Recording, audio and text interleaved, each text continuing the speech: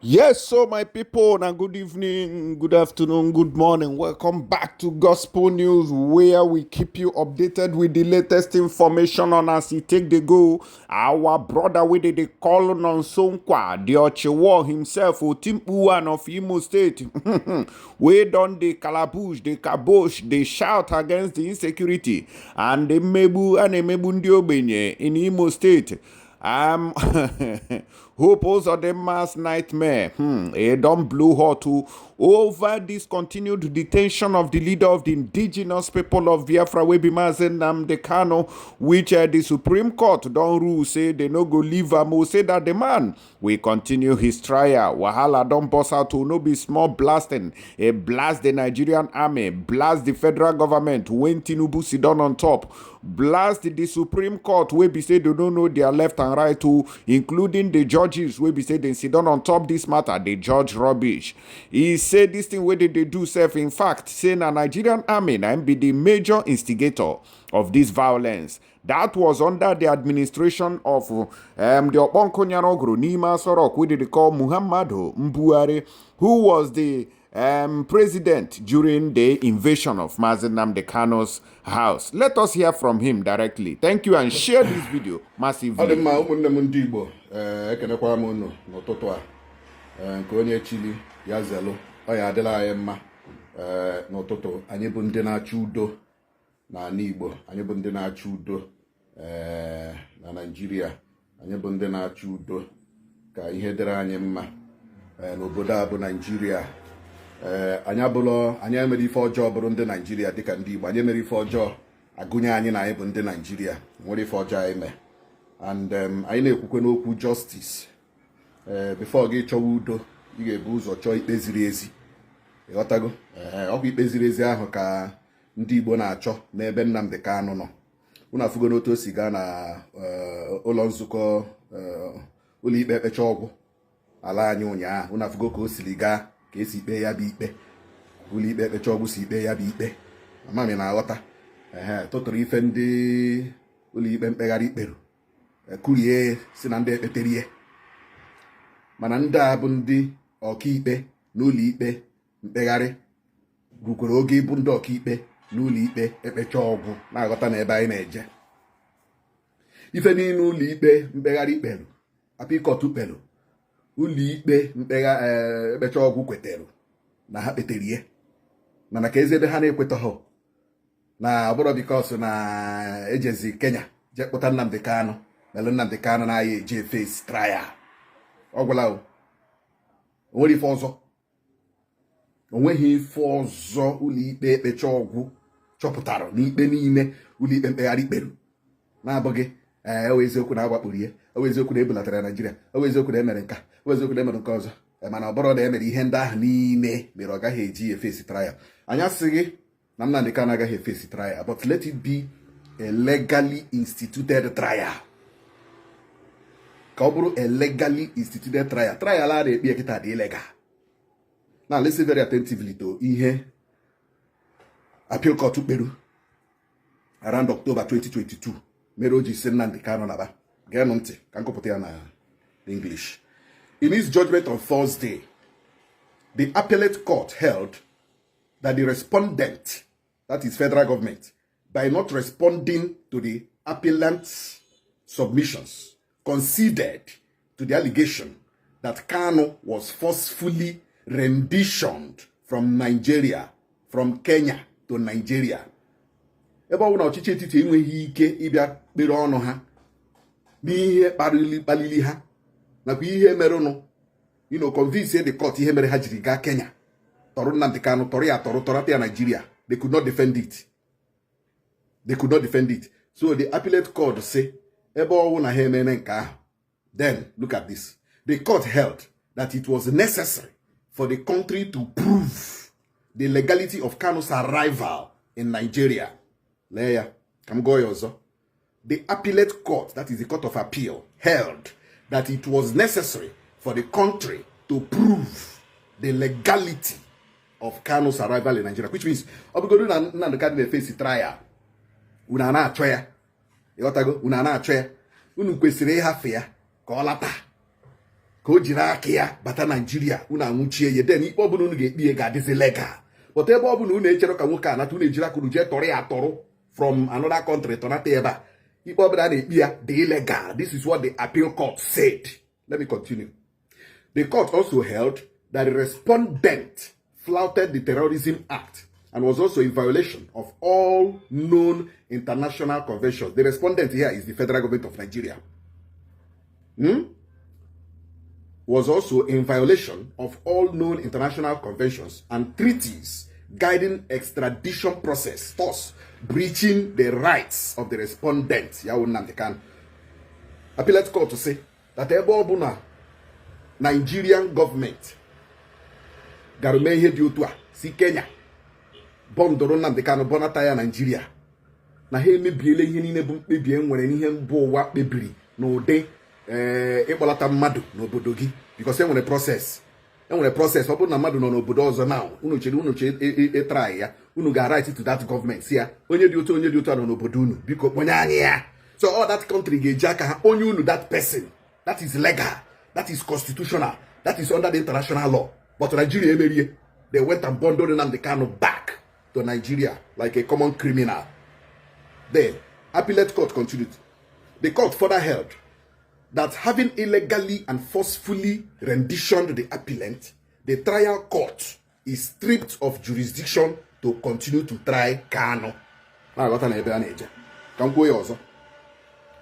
The court further held that having illegally, that is for Nigeria to having illegally and forcefully renditioned the appellant, Kanu, the trial court, the appeal court, is stripped of jurisdiction to continue to try Kanu. We Bob Nigeria should to a force Nnamdi Kanu bondoria from Kenya, bondoria na Nigeria. Na appeal court no, so they don't have the right again to do what? To try him because this man is illegal. So you cannot turn something that is illegal into legality. Appellate court can continue. The court will never shy away from calling the executive to order when it tilts towards executive recklessness. So they have to call the executive to order. They have to call the executive to order whenever they are doing what? Doing something that is what? Illegal. Whenever they are doing something illegal. Now, on here, appeal court to discharge here. One night in Nnamdi Kanu because the trial is illegal, because the rendition was illegal. If they want the appeal court or the court to try Nnamdi Kanu, they will legally arrest him so that the court of law will also legally try him. Now look at what the Supreme Court, the Supreme Court took yesterday. The Supreme Court said that there is no law in the Nigerian Constitution stopping a trial based on the violation of the rights of a suspect. Here, Supreme Court. Supreme Court is going to know now when a case meto ugu no keruru mmadụ ma we ihe ga-eme ka akwụsị ikpe onye ahụ ikpe anyị kwekwara ekwe mana ka m gụkwa ya ọzọ ka unu hụ ihe Mohammed the justice gụpụtara ya kwuru. Mohammed said, if the police should destroy the house of a suspect, to obtain exhibits, should that prevent the court from entertaining the offense? Here we hear justice of the Supreme Court. His remedy should be the way of civil proceedings. Proceedings can't be stopped on the account of violation of the rights of the suspects. Now, that is not our law for now. So the Supreme Court na abịa godo n'ụlọ gị gba ụlọ gị ọkụ na a na-achọ exhibit na agaghị akwụsị court agaghị because agbara ụlọ gị ọkụ na agaghị ekpe gị ikpe, which means court achọghị ịma ma agbara ụlọ gị ọkụ ma agbagha ụlọ gị ọkụ na-aghọta ebe anyị na-eje. So Supreme Court achọghị ịma ma agbara ụlọ gị ọkụ. Get the exhibit anyhow you can get it and then bring the person to court. Now what are the hand?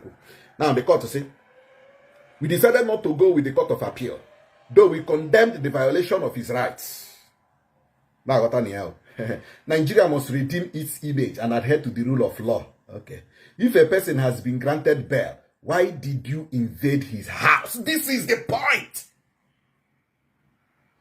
This is the point. In 2017, I granted Nnamdi Kanu bail. Ndị amị Nigeria awakpo ụlọ ya na fara ukwu ụmụ ahịa. Nnamdi Kanu eripụ. na ghọta na ebe anyị na-eje. So Supreme Court si ọ bụrụ na a grantịrị mmadụ bed, kedu ihe unu ji ka wakpo ụlọ ya? Supreme Court kwurie. Supreme Court kwurie, they accepted, yes, na ihe ahụ ndị amị mere adịghị mma. Let me continue. Why did you invade his house? That is irresponsible. You shouldn't blame him for running. Hi! Supreme Court kwurie. Supreme Court of Nigeria said it. A grantịrị Nnamdi Kanu bed. Ndị amị eje wakpo ụlọ ya. Gba. Supreme Court ashi. You shouldn't blame him for running. Supreme Court ashi. You shouldn't blame Nnamdi Kanu for running. Or he happened yesterday. Let me continue. No legislation in the country stripped the trial court of the jurisdiction to go ahead with Kanu's case, despite the illegal action of the court. Now, have here.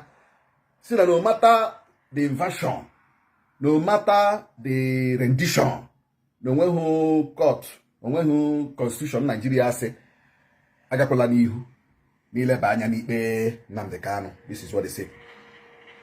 The law must take its course. The Court of Appeal was wrong. Now, Supreme Court now, the Court of Appeal was wrong. That the trial court couldn't try him. The appeal is allowed, and the cross appeal is dismissed. Here we hear Supreme Court took yesterday. Nisi one night woke Nnamdi Kanu.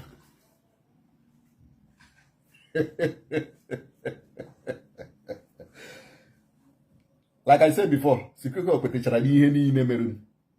O kwetechara n'ihe niile merunu ma otu ndị amị shije wakpo Nnamdi Kanu n'ụlọ ya gbagbuo many people there. Nnamdi Kanu agbalaga. Supreme Court shi unu achọrọ ka ọ nọrọ. O kwesịrị ịgba ọsọ. O kwesịrị ịgba ọsọ. Supreme Court kwere ekwe. Na ọ bụrụ na ndị amị agaghị wakpo Nnamdi Kanu, anyị karị na ebe a taa na-akọ ihe anyị na-akọ. Anyị karị na here today na-akọ ihe anyị na-akọ. But the prolongment of this case won't the Nigerian military cost. The Nigerian military cost the prolongment this case in our all Nigerian military for them to have invaded the house of somebody that granted repair. Violated the constitution of Nigeria. Supreme Court when I have Randami. Supreme Court did they say okay the military for doing this you are hereby sanctioned? No. I'm not by nature. And I got a by nature over that.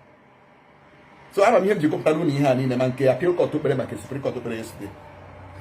Kago will give one for Nigeria. Jirakage, George is this matter. You are no one feeble, Jirakage, George is this matter. But that's from you, now, come go dry. Some people actually his Udo na Libo. I can overend an Aba Udo, Naba. Ka a ghara inwe udo ụkwụ n'ala Igbo. Ọ bụrụ na ndị ọchịchị anyị chọrọ ka enwe udo n'ala Igbo, ihe a na-akọ ihe akọrọ nya bụ ihe anyị akọ. Ọ bụrụ na a chọrọ n'eziokwu ka udo laghachite n'ala Igbo, ife a na-akọ ụnyaahụ abụrụ ife akara ịkọ. I'm telling you the truth. O nwere ndị na-achọghị udo n'ala Igbo a, o nwere ndị na-eri from this insecurity. Ọ dịgo clear now that some people are sponsoring insecurity in the Southeast and they don't want peace to return. Mana ụbọchị nta ya achụ n'owere nchi ka anyị na-eje n'ubi ka chi na-aga ka anyị na-eje n'ubi ka ji na-aka akara sị na akụkọta aka n'obi egosi ndị mmụọ ebe ndụ dị mmadụ maka na okenye ada anọkwanụ n'ụlọ ewu amụọ n'ọgbịrị atọwa ụtọ si wepụ aghụghọ maka na etere ugbo etere azụ ife onye emetere ka eji ekpe ya ikpe. Imete mma mme esoro imete njọ nje esoro ichu udo esoro ichọkwa na ọgbaghara ga-esoro. Ndewo na ụmụnne m ndị Igbo. I believe say onye ukwu and onye nta go don use their ears hear am korokorically where our brother Nonso Nkwa don finally speak on this injustice and the marginalization wey be say e dey happen for Igbo land o. Make una talk wetin una reason follow this matter o. Make una drop una comment for the comment section. Nonso Nkwa ayana sinoga adrege na mma because you have always stood for the truth and has been fighting for the less privileged inside Imo State and across the southeast, including other areas too. And we say, may God give you more strength, and more strength you're able for all the good works we they do for ndị ogbenye ndị a na-emegbu emegbu n'ime Imo State ya na ọtụtụ steeti ndị ọzọ ndị gbara gị gburugburu there. Jisie ike na nke ị na-eme because this fight against the intimidation, marginalization, and the corruption in Nigeria, no be small thing, no. We don't see you say they speak for everywhere when it concern anybody will be the citizen of Nigeria in short, because it's not just Igbo people, oh, still they speak anywhere when you see bad thing, you they condemn them. So we stand with you, gidigbam, say no shaking. God will empower you. He say